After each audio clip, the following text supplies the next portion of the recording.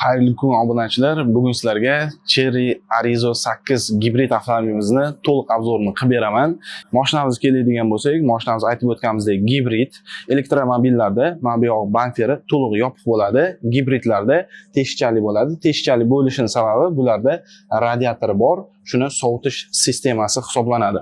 Oldi faralarimiz to'liq LED bilan jihozlangan, dixolari ham juda ham chiroyli bo'lib yonib beradi. Faramizning ko'rinishi juda ham uski hamda chiroyli qilib ishlangan. Diskalariga keladigan bo'lsak, saka diskasi ham juda ham chiroyli, razmerlari R18. Bundan tashqari mashinamizda eshigini ochishlar bilan bokovoydan Arizo yozuvlari ham chiqib keladi. Mashinamizning panoramasiga keladigan bo'lsak, ko'p inomarkalarda panoramasi yo'q hamda ochilmaydi. U panoramasi bor bo'lgan bilan ochilmaydi. Buni panoramalari ham juda katta ochiladi, xuddi Malibu'ga, Kabejlarga o'xshab. Mashinamizning avtomobilimizning orqa qismiga keladigan bo'lsak, orqalari ham faralari juda to'liq bo'lib LED bilan jihozlangan, juda ham chiroyli bo'lib yonadi. Даже bamferlarga ham alohida e'tibor berishgan. Bu yoqda 360 kameramiz mavjud, Arizo 8 gibrid yozuvlari. Bagaj qismini ochadigan bo'lsak, bagaj qismimizda bilasizlar, bularda zapaska yo'q. Zapaska bo'lmaganning hisobiga agar yo'lda mabodo balonlar teshilib qoladigan bo'lsak, ushbu suyuqlikda o'sha teshilgan joyiga qo'ysanglar, yaqin vulkanizatsiyagacha bemalol yetib olishingiz mumkin. Undan tashqari mashinamizda bagaj qismi ham ko'rishingiz mumkin, hajmi juda ham katta. Endi mashinamizni saloniga keladigan bo'lsak, eshigimizni ochishimiz bilan sidenlari o'zimizga to'g'rilanib oladi hamda sideniya pamitlari ishlaydi. Ko'rishingiz mumkin. Avtomobilimizda eshik qismidan obzorni boshlaydigan bo'lsak, upravleniyalari juda ham qo'lga udobniy joyda joylashgan. Ko'plar avtomobillarda yonida joylashadi. Bu ko'rmasdan boshqarasizlar, juda noqulay bo'ladi. Bunikini oldida ishlab qo'ygan. Shu mashinani haydab ketayotganda ham upravleniya qilish juda ham oson. Undan tashqari obshivkalarimiz to'liq почти ko'jadan ishlangan. Shu sideniya pamitlari o'sha 3 bosqichli, masalan, dadingiz yoki o'zingiz yoki akangiz haydaydigan bo'lsa, hamma o'zini o'tirganda o'ziga udobniy pozitsiyasiga qo'yib olishi mumkin. O'sha mana bu upravleniyadan boshqarib o'tirmaydi. Mashinamizda 12 ta kolonkasi mavjud, Sony brendiga tegishli hamda bagaj qismida bitta sanduqcha ham bor. Undan tashqari torpedamizga keladigan bo'lsak, torpedamiz usti plasmaska emas, qattiq rezina bilan qoplangan. Oldilari juda ham katta akvaprint bo'lgan, yog'och dizaynda. Pastlari ham nappa eko char bilan qoplangan. Displeyimiz 12:3 razmerdan ikkita displeyimiz mavjud.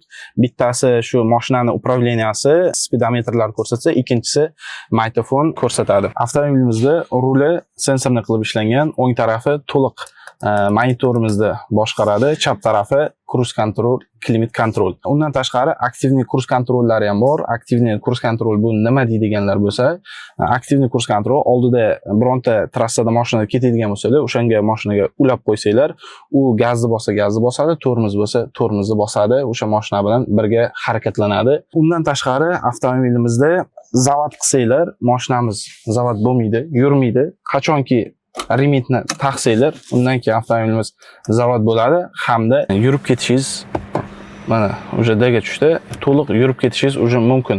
Bu mashinamizda bezapasnosti juda ham kuchli qilib ishlangan. O'sha remitni taqmasangiz, mashinamiz zavod bo'lmaydi hamda siz jarimaga tushmaysiz.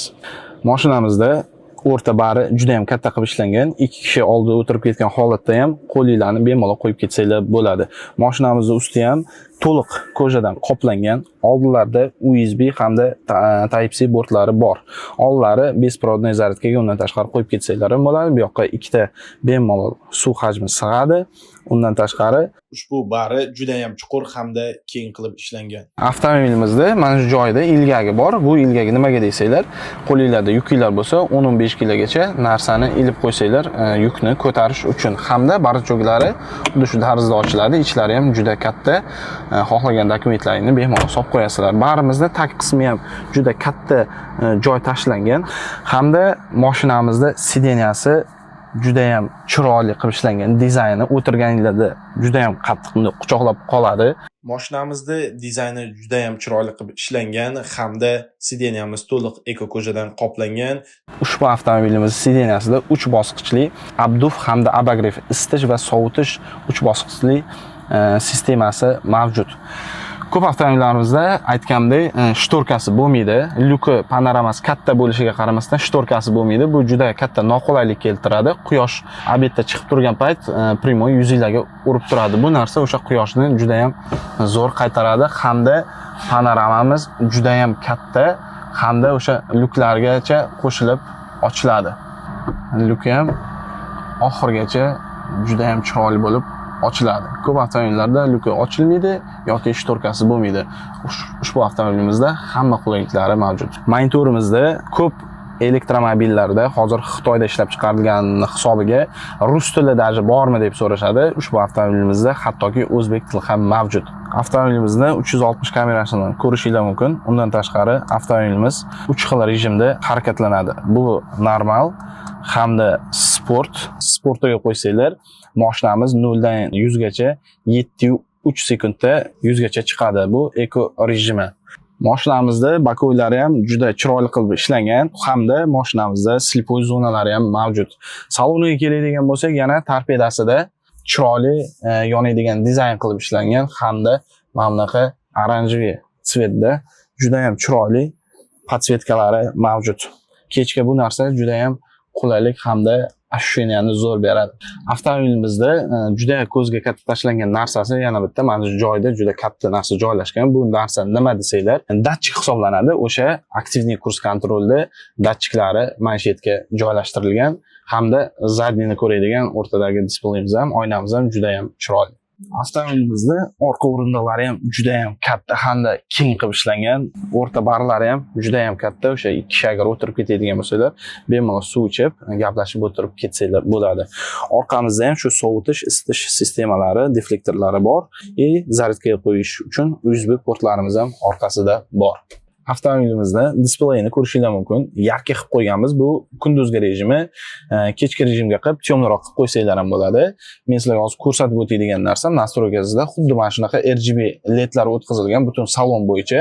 Shuni rangini yarki hamda xira qilsanglar bo'ladi, tabiiylarga moslab. Undan tashqari podsvetkasini ham kim qaysi rangni yaxshi ko'rsa, mana qizil, oranjiy, sariq, yashil xohlagan ranginglarga o'zgartirib qo'ysanglar bo'ladi. Hatto bu yog'ini masalan pushti qilsanglar, bu yog'i ko'k, eshikdagi konsollari qizil, bu yoqlari pushti. Har xilcha qilib bemalol tabiiylarga moslab, to'g'rilab yursanglar bo'ladi. Komforti juda ham zo'r qilib ishlangan. Chery Arizo 8 gibrid avtomobilimiz motori 1.5 turbo dvigatel bilan jihozlangan. Ushbu avtomobilimizda motorni ko'rishingiz mumkin. Sizlarga ko'rsatib o'tamiz. Ushbu avtomobilimiz 100 kilometrga 3.9 litr benzin rasxod qiladi. To'liq benzin hamda elektr quvvati bilan 1400 kilometr masofani bosib o'tadi. 1400 kilometr masofani sizlar tushunishingiz uchun Toshkentdan Qirg'iziston Issiqko'lgacha o'zingizlarni ko'z oldingizga keltirishingiz mumkin. Menimcha hozir ushbu avtomobilimiz hamma yoqda gaz zapravkalarda o'chirtda 2-3 kunlab turgandan ko'ra ushbu avtomobilimizda xarid qilsanglar, gibrid avtomobil hozirgi kunda eng kerakli avtomobillardan biri bo'lib qoldi. Videomizda oxiriga yetib keldik. Endi sizlarga ushbu avtomobilimizda narxini aytib o'taman. Chery Arizo 8 gibrid avtomobilimizda ikkita pozitsiyasi mavjud. Ushbu pozitsiyasi full paketi bo'ladi.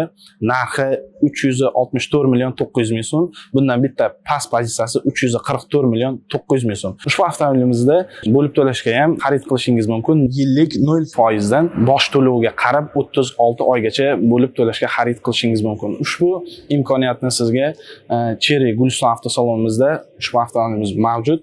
Bemalol kelib xarid qilishingiz mumkin. Hamda ushbu avtomobilimizda tezligi 0 dan 100 gacha 7.3 sekundda chiqadi. Nima deb o'ylaysizlar? Kabej bilan hamda Malibuga raqobatdosh bo'la oladimi yo undan ancha yaxshimi? Kommentariyada fikringizni yozib qoldiringlar. Videomiz yoqqan bo'lsa bitta like bosib qo'yasizlar. Hammaga rahmat.